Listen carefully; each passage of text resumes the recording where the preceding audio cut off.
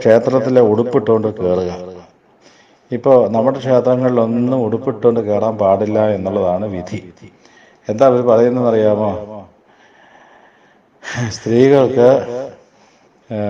അവരുടെ ഭ്രൂമധ്യത്തിലാണ് പുണ്യം ഇരിക്കുന്നത് കൊണ്ട് ദൈവത്തിൻ്റെ കാരുണ്യം നേരിട്ട് അവർക്ക് ഭ്രൂമധ്യത്തിലേക്ക് കിട്ടും.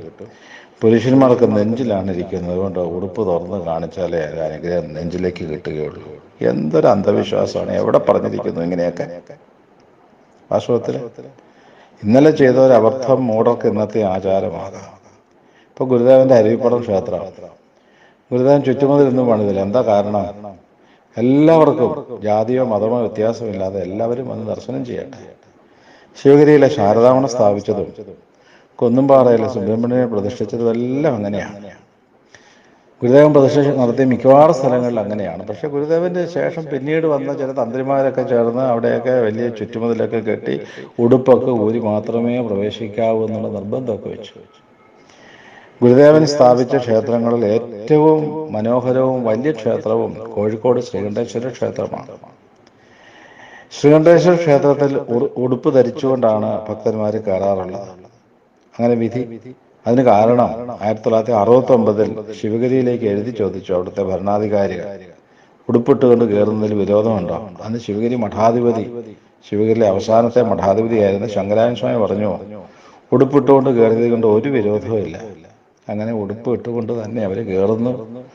ശ്രീകണ്ഠേശ്വര ക്ഷേത്രത്തിലെ ദൈവിക ചൈതന്യത്തിന് ഒരു കുറവുമില്ല.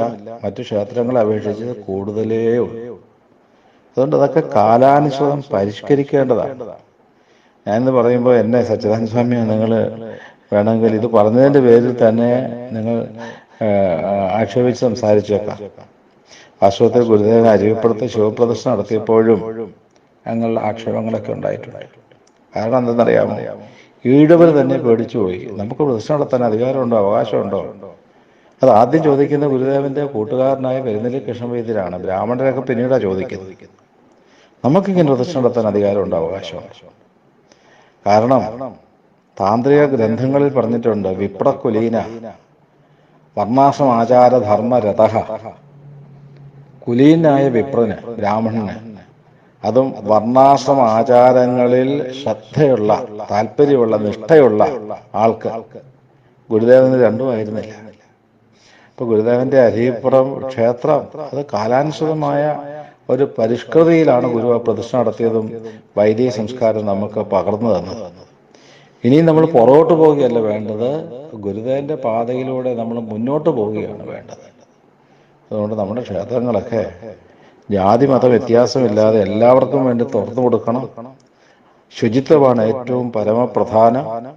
ശുചിത്വത്തോടു കൂടി ഉടുപ്പിട്ടുകൊണ്ട് ക്ഷേത്രങ്ങളിൽ കയറിയത് കൊണ്ട് യാതൊരു കുറവുമില്ല.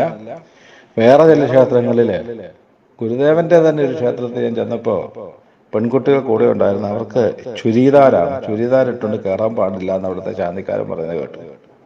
വലിയ വിഷമം തോന്നി. ഗുരുദേവനെ കുറിച്ച് അറിഞ്ഞുകൂടാത്ത സാധുക്കൾ പാവങ്ങളായിപ്പോയല്ലോ ശാന്തിക്കാരെന്ന് തോന്നിപ്പോയി. ശരീരമൊക്കെ സമ്പൂർണ്ണം ആച്ഛാദനം ചെയ്യുന്ന നല്ല വസ്ത്രം, അതുപോലും മനസ്സിലാക്കാനുള്ള വിവേകമില്ല. വെറും ആചാര ഭ്രഷ്ടന്മാര് അങ്ങനെ ജീവിച്ചപ്പോൾ